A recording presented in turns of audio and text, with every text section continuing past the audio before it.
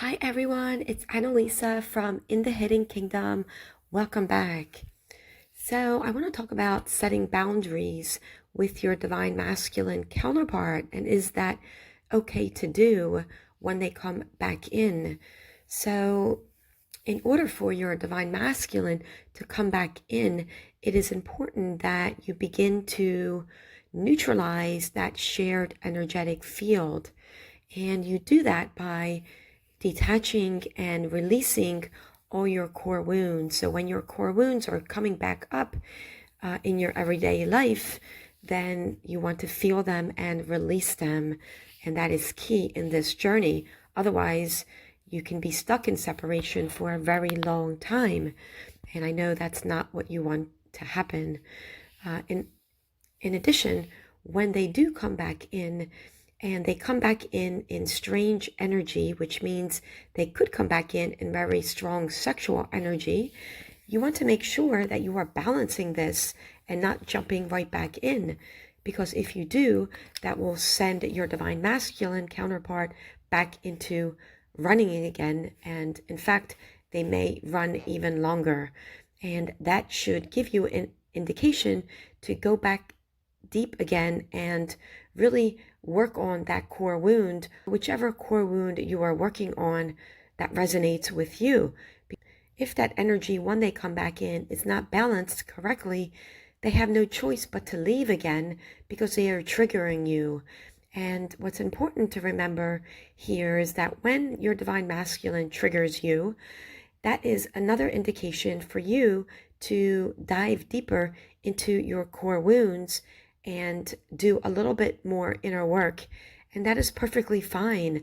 That is their job. Their job is to trigger you until you completely align with your soul. That is why they came in, to activate your soul.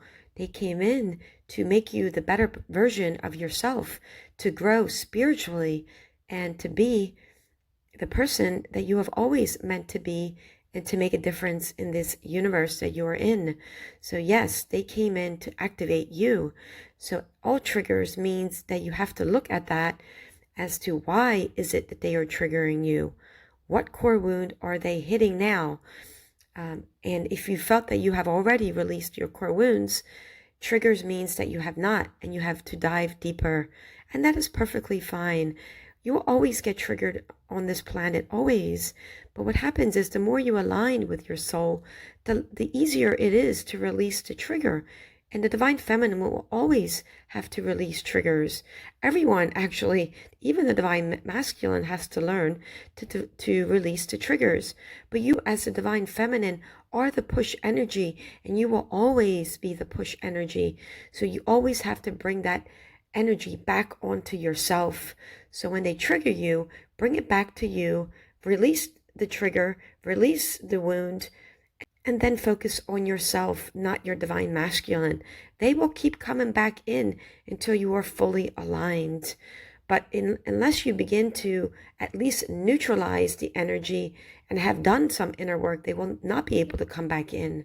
So if you are in separation and they have not come back in, that means that you still have to work on those core wounds.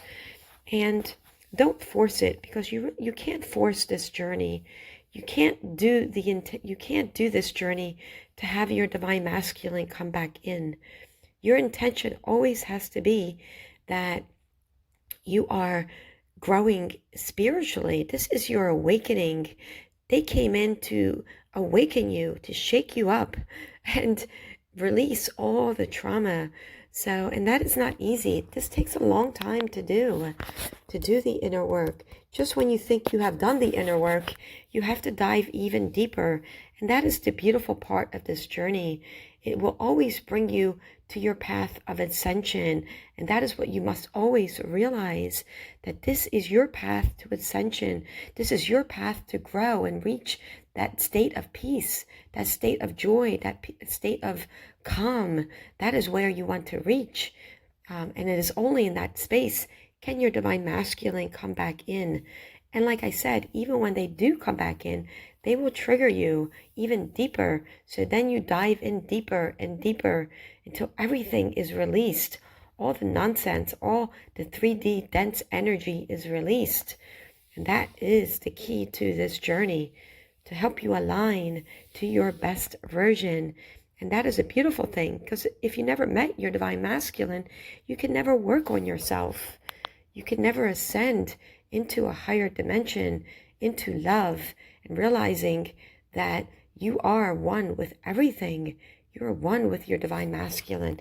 They are the same energetic vibration as you. So as you begin to rise, they also begin to rise. And that is beautiful. It really is. And you will not feel this unless you are further down the road. And the road is going to look differently for each divine feminine. So balance that energy when they come back in. Continue to dive deeper on your wounds. And then you can never lose your divine masculine. Let that fear subside. Keep working on you. And they will come back in for longer phases. So I hope all this was helpful. I do have a new Twin Flame course for you to look at in my website, inthehiddenkingdom.com.